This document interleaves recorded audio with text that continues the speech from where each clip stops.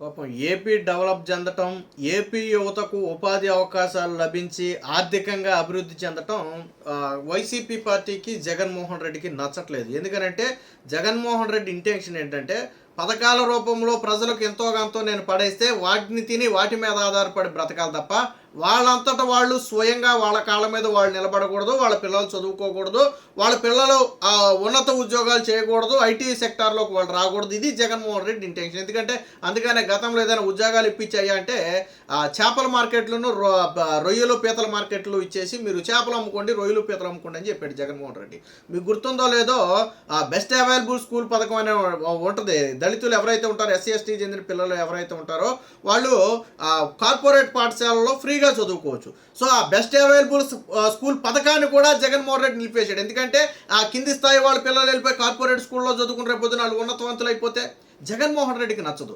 హైకోర్టులో కేసు వేసాడు. పోనీ అక్కడ చివాట్లు పెట్టింది కోర్టు, మీరు వాళ్ళకి ఎందుకు ఇవ్వరు, మీకు వచ్చిన గవర్నమెంట్కి వచ్చిన నష్టం అంటే 100 కోట్లు భరించలేరని. చివరికి సుప్రీంకోర్టుకు కూడా వెళ్ళాడు. వదిలిపెట్టలా జగన్మోహన్ రెడ్డి. సుప్రీంకోర్టు కూడా అక్షంతలు వేసింది, దళితుల పిల్లలు చదువుకుంటే నీకు వచ్చింది నొప్పి ఏంటని. అప్పుడు తప్పని పరిస్థితుల్లో ఇచ్చిన జీవోని వెనక్కి తీసుకున్నాడు. సో జగన్మోహన్ రెడ్డి అనే వ్యక్తికి ఇవి షరా మామూలే. ఇప్పుడు తాజాగా మనకి గూగుల్ డేటా సెంటర్ రాబోతుంది. మనం ఆల్రెడీ దీని గురించి ప్రపంచమే ఇప్పుడు చర్చించుకుంటుంది. అయితే దీనికి వైజాగ్ పరిధిలో కొంత భూమిని కేటాయించాలి, దాదాపు 200 ఎకరాలు కేటాయించాలని గవర్నమెంట్ నిర్ణయించింది. దానికి సంబంధించి 2 రెట్లు అదనపు పరిహారం, అంటే వారు వాస్తవ విలువ కంటే 2 రెట్లు అదనంగా ఇవ్వడానికి ప్రభుత్వం అంగీకరించింది.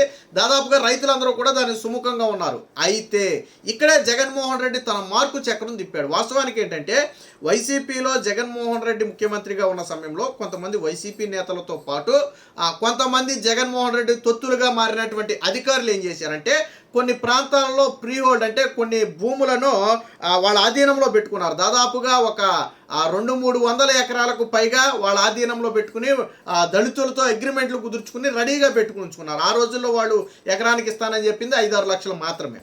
సో పెట్టుకున్నారు. అయితే అవి వాస్తవంగా రిజిస్ట్రేషన్కి ఇంకా నోచుకోలేదు.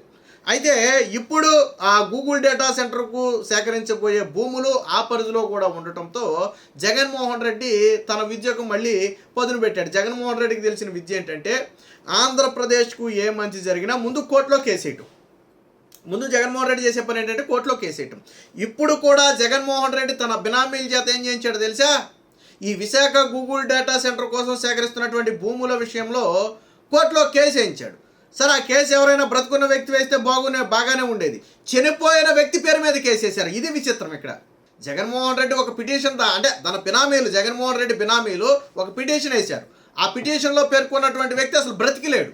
అంటే చనిపోయిన వ్యక్తి పేరు మీద కూడా కోర్టులో కేసు వేశారు. తర్వాత ఆ వ్యక్తి చనిపోయాడని తెలిసి అందరూ నోరెళ్ళబెట్టారు. సో దీన్ని ముఖ్యమంత్రి చంద్రబాబు గారు కూడా సీరియస్గా తీసుకున్నారు. అసలు ఈ పిటిషన్ వేయించింది ఎవరు, దీని వెనక ఎవరున్నారు, గత ప్రభుత్వ హయాంలో ఎవరెవరు వీళ్ళ దగ్గర భూములు బలవంతంగా కొట్టేశారు, ఈ వివరాలన్నీ కూడా ఇవ్వాలని చంద్రబాబు గారు కొంచెం సీరియస్ అవడంతో ఇప్పుడు సీఎంఓ మొత్తం కూడా కదిలి దీని మీద పూర్తి స్థాయిలో ఆరాధిస్తుంది. ఇక అసలు విషయానికి వస్తే విశాఖలో డేటా సెంటర్ ఏర్పాటుకు ముందుకు వచ్చిన గూగుల్ను అడ్డుకునేందుకు కొందరు పావులు గతిపారు.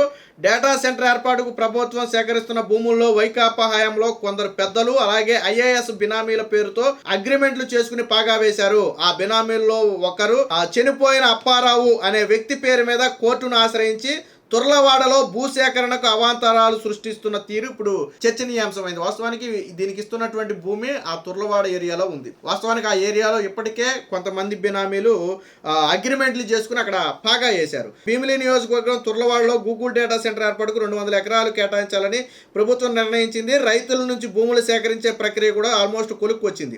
ప్రస్తుత మార్కెట్ ధర ప్రకారం అక్కడ ఎకరాకు 17 లక్షల చొప్పున ఇచ్చేందుకు తొలుత ప్రకటించారు. అయితే రైతులు కాదు మాకు కొంచెం కావాలని అడిగితే ఇంకొక 2.5 లక్షలు కలిపి మొత్తం 19.55 లక్షల రూపాయలు భూసేకరణ చట్ట ప్రకారం అంటే 2.5 రెట్లు పరిహారం ఇవ్వటానికి ప్రభుత్వం ఒప్పుకుంది. అంటే 19.5 లక్షలు ఇవ్వడానికి ఒప్పుకుంది ఎకరానికి. సో రైతులు కూడా ఓకే అగ్రీ చేశారు. ఎందుకంటే వాళ్ళు అనుకున్న రేటు వాళ్ళకి వచ్చింది కాబట్టి రైతులు కూడా దానికి అగ్రీ చేశారు. అయితే ఇదే సమయంలో జగన్మోహన్ రెడ్డి ఇది శరవేగంగా జరుగుతుంటే చూడలేకపోయాడు. నిజంగా భూసేకరణ పూర్తయిపోయి ఆ గూగుల్ వచ్చి అక్కడ పనులు ప్రారంభిస్తే అది జగన్మోహన్ రెడ్డికి తీవ్ర డ్యామేజ్. వచ్చే ఎన్నికల నాటికి అది ఒక దశకు వచ్చింది అనుకోండి, జగన్మోహన్ రెడ్డికి తీవ్ర డ్యామేజ్. కాబట్టి దీన్ని ల్యాగ్ చేయాలంటే కోర్టుల ద్వారానే ల్యాగ్ చేయొచ్చు. సో కాబట్టి ఏం చేశాడు, వెంటనే గత ప్రభుత్వ హయాంలో ఆనందపురం, పద్మనాభం అలాగే పెందుర్తి, భీమిలి మండలాల్లో కొంతమంది వైకాపా పెద్దలతో పాటు ఐఏఎస్ల బినామీలు పెద్ద ఎత్తున భూములు కొనుగోలు చేశారు. ఒక కీలక పోస్టులో పనిచేసిన ఒక అధికారి కొందరు బినామీల చేత దాదాపుగా 300 ఎకరాల్లో పాగా వేశాడు. వైకాపాకు చెందిన ఒక మంత్రి తన బృందంతో ఎస్సీలకి చెందిన డి పట్టాల 100 ఎకరాలు భూములు కొనుగోలు చేసి అగ్రిమెంట్లు చేసుకున్నారు. అయితే ఈ కథ నడిపించింది ఎవరు? వైకాపా హయాంలో తుర్లవాడలో ఒక 50 మంది రైతులు ఒక బినామీకి భూములు అయితే అమ్మారు. వాస్తవానికి ఆ రోజు ఎకరానికి 7 లక్షల రూపాయలు చెల్లిస్తామని చెప్పి అడ్వాన్స్గా 3.5 లక్షలు ఇచ్చి ఒక నెల రోజుల్లో రిజిస్ట్రేషన్ చేయించుకుంటామని చెప్పారు. దాదాపు ఏడాదిన్నర గడిచినా ఇప్పటి వరకు దాన్ని రిజిస్ట్రేషన్ చేయించుకోలే. ఇప్పుడు అదే భూములు దీనికోసం తీసుకోవాలని గవర్నమెంట్ నిర్ణయించింది. సో ఏమైంది అప్పుడు? రైతులకు వాస్తవానికి మొత్తం ఇచ్చేసినా వచ్చేది 7 లక్షలే. కానీ ఇప్పుడు కూటమి ప్రభుత్వం ఎంత ఇస్తుంది? ఒక్కొక్కరికి 19.5 లక్షల వరకు ఇస్తుంది. కాబట్టి దీనివల్ల వీళ్ళకి బెనిఫిటే కదా. సో వీళ్ళు ఆనందపడ్డారు. ఈ రూపంలో సరే వాళ్ళు 3.5 లక్షలు మాత్రమే ఇచ్చారు కదా, మిగిలిన ఇవ్వలేదు కదా, ఈ సమయం అవసరమైతే వాళ్ళు 3.5 మొహాన్ని కొట్టి ఇప్పుడు ప్రభుత్వానికి మనం భూములు ఇచ్చేస్తే మనకు ఎక్కువ వస్తుంది కదా అని చెప్పి వాళ్ళు అనుకున్నారు. అయితే ఆల్రెడీ కొన్నవాళ్ళు ఎవరు? కొంతమంది వైసీపీ నాయకుల బినామీలు, ఐఏఎస్ల బినామీలు. వీళ్ళు ఏం చేశారు? వీళ్ళు రంగంలోకి దిగి దీన్ని అడ్డుకునేందుకు తీగలాగితే డొంకంతా గదులుద్దనే ఉద్దేశంతో ఈ అగ్రిమెంట్ చేసుకున్న బినామీలు రంగంలోకి దిగి భూములు ఇచ్చేందుకు సిద్ధంగా లేమంటూ రైతుల పేరుతో కోర్టులో కేసు వేశారు. ఈ క్రమంలోనే చనిపోయిన రైతు పేరుతో కేసు వేయడంతో ఈ వ్యవహారం బట్టబయలైంది. దీని వెనక ఎవరున్నారో ఆరా తీయాలని ముఖ్యమంత్రి చంద్రబాబు గారు ఘాటుగా స్పందించడంతో ఇప్పుడు యంత్రాంగం మొత్తం కూడా ఆ పనిలో ఉంది. అంటే విషయం వాస్తవానికి చూడండి, జగన్మోహన్ అంటే వాస్తవానికి ఆంధ్రప్రదేశ్కి మంచి జరుగుతుంటే కేసులు వేయాల్సిన అవసరం ఎవరికి ఉంది? పోనీ నిజంగా రైతులుగానే మా భూములు ఇవ్వడానికి ఇష్టం లేదంటే అది వేరే విషయం. సగ రైతులు ప్రభుత్వంతో మాట్లాడుకున్నారు, కావాల్సిన దానికంటే కొద్దిగా ఎక్కువేమని అడిగారు, ప్రభుత్వం ఇస్తానంది, వాళ్ళు దానికి అగ్రీ అయ్యారు, అంతా బాగానే ఉంది. బట్ ఇది శరవేగంగా జరుగుతుంటే ఈ బినామీలు ఎవరైతే ఉన్నారో, ఈ గతంలో భూములు వైసీపీ నాయకులు కొట్టేశారు కదా, నాయకులు బాగానే ఉంటారు, వాళ్ళ బినామీల చేత భూములు ఆక్యుపై చేస్తారు. నాయకులు ఎప్పుడు వాళ్ళ పేరు మీద భూములు పెట్టుకోరు, 100 ఎకరాలు పెట్టుకోరు. అలాగే కొంతమంది ఐఏఎస్ అధికారులు కూడా ఇందులో ఇన్వాల్వ్ అయ్యారు. జగన్మోహన్ రెడ్డి హయాంలో వైసీపీ కండువా కట్టుకున్నట్టుగా వ్యవహరించినటువంటి కొంతమంది ఐఏఎస్లు వాళ్ళు కూడా తన బినామీల చేత, ఒక అధికారి అయితే ఏకంగా 300 ఎకరాలు ఫ్రీ హోల్డ్ చేసి పెట్టినట్టుగా చెప్తున్నారు. సో ఇప్పుడు ఇవన్నీ కూడా బయటకు రాగాలి. అయితే ఏంటంటే ప్రభుత్వంతో పెట్టుకుంటే మొత్తం తీగలాగితే డొంకంతా కదులుద్ది. కాబట్టి వీళ్ళు ఏంటంటే డైరెక్ట్గా కాకుండా కోర్టు నుంచి అడ్డుకునే ప్రయత్నం చేశారు. రైతులపై డైరెక్ట్గా మేము ధర్నా చేశారనుకోండి ఇవ్వమని, అసలు ఈ రైతులు ఎవరు, ఈ భూములు ఎవరి అనేది ఆరాధిస్తే వాళ్ళకి అర్థమైపోద్ది. సో ఈ భూములు ఎవరు కొట్టేయాలని ప్రయత్నం చేశారు. అందుకని వీళ్ళు ఏం చేశారు? కోర్టుకి వెళ్ళి కేసు వేశారు. కేసు కూడా ఎవరు బతుకున్న వాళ్ళ పేరు మీద అయితే బాగానే ఉండేది. చనిపోయిన అప్పారావు అనే వ్యక్తి పేరు మీద కేసు వేశారు. అంటే చూడండి, చనిపోయిన వ్యక్తి మీద కేసు వేశారంటే రేపొద్దున ఆరాధించిన ఈ వ్యక్తి దొరకడనే ఒక ఉద్దేశం అయి ఉంటుంది బహుశా. కాకపోతే రేపొద్దున ఈ వ్యక్తి చనిపోయాడని తెలిస్తే అతనికే మోసం వద్దన్న విషయాన్ని వాళ్ళు గ్రహించలేకపోయారు. ఇది ఆశ్చర్యపోయారు. ఇదేంటారా బాబు, చనిపోయిన వ్యక్తి పేరు మీద కోర్టులో కేసు వేయటువంటి, బతుకున్నోడు వేస్తే సరే అందులో ఏమైనా నిజం ఉందేమో అనుకోవచ్చు. చనిపోయిన వ్యక్తి పేరు మీద కోర్టులో కేసు వేయటువంటి, చనిపోయిన వ్యక్తి పేరు మీద కోర్టులో కేసు వేయాల్సిన అవసరం ఎవరికి ఉంది? అసలు ఈ డేటా సెంటర్ని అడ్డుకోవాల్సిన అవసరం ఎవరికి ఉంది చెప్పండి?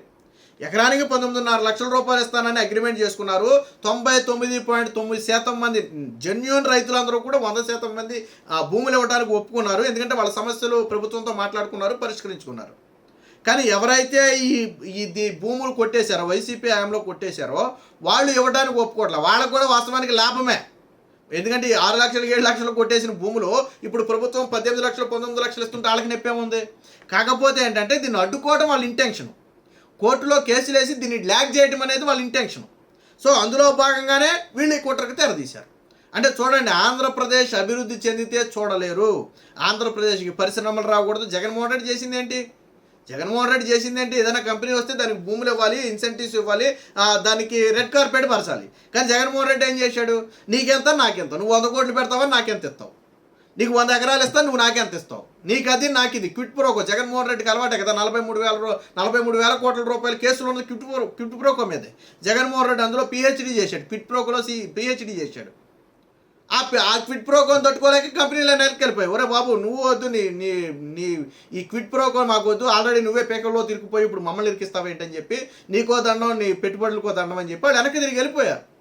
జాకీ పరిశ్రమ ఎలా వెళ్ళిపోయింది, ఫ్రాంక్లిన్ టెంపుల్టన్ ఎలా వెళ్ళిపోయింది, అమర్ రాజా ఎలా వెళ్ళిపోయింది, లూలు ఎలా వెళ్ళిపోయింది?